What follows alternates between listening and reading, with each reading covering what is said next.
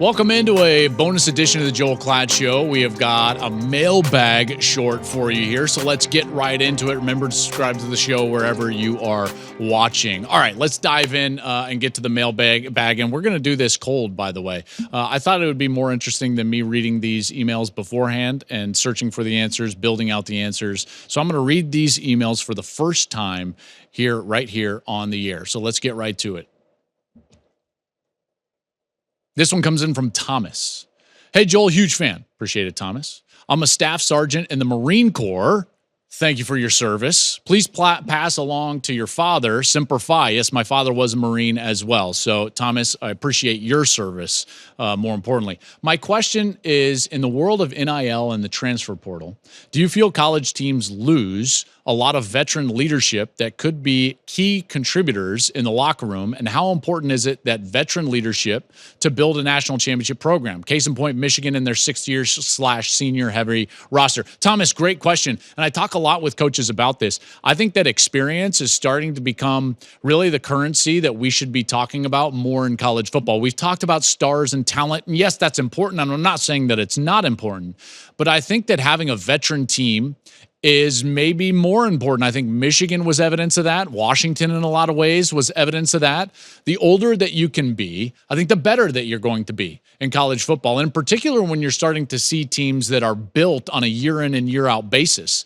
So the depth at which their leaders can lead and that they can play is going to be minimized. Whereas if you get a veteran team, I think that their ability to win and their competitiveness could increase. And I think Michigan, as to your point, is a case study in that. I would also say that that's why a lot of coaches that I talk to have talked to me about the importance of when they're spending their NIL dollars. And remember, NIL dollars are being spent as pay for play. So if you listen to Monday's show, you know exactly what I talked about in terms of the pay for play. Coaches are spending money on their own players to retain them at a much higher level than they are to acquire players that aren't on their team. Now, that doesn't mean that money is not spent on players in the transfer portal to acquire them through name, image, and likeness deals. Okay, the pay for play, as I like to call it, whatever. It's just that the money is more well spent on players that are currently on your roster. I think Ohio State could be a case in point of that this year, moving into next season. Michigan was last year. Ohio State kept a lot of that roster, and they had to invest heavily to do so. All right. And by the way, that veteran leadership, that veteran presence, at least in Ohio State's case, they're hoping pays off just like it did for Michigan to the tune of a national championship.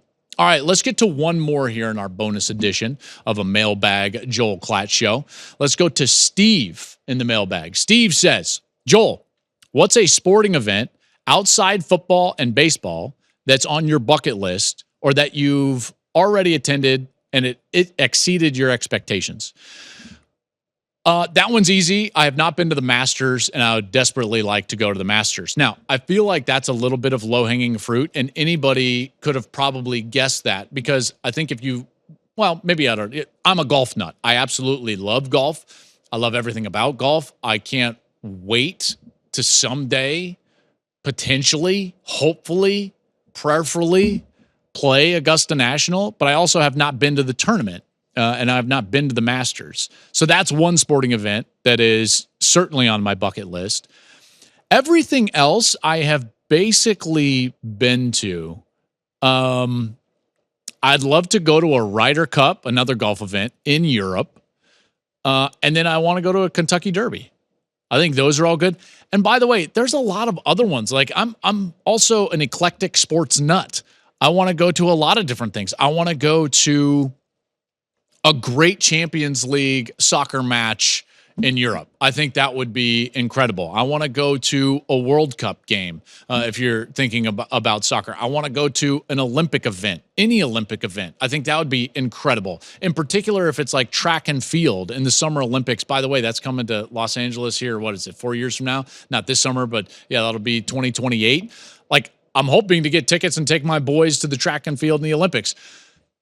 I know I listed a lot of them, but I'm game for all of it. I'll go to the fencing in the Olympics. I think that would be a really cool deal. Yeah, those are the ones. Those are my bucket list. Steve, great question. Appreciate you sending them in. Remember, anybody can send us a question. You can ask us a question about sports overall. You can ask a question about college football specifically. You can ask me a question about life. Any of it, I'm all fair game, and I try to be an open book. You can send those questions to the Joel Klatt Show mailbag at gmail.com. And as always, subscribe wherever you're listening. Thanks for listening, everybody.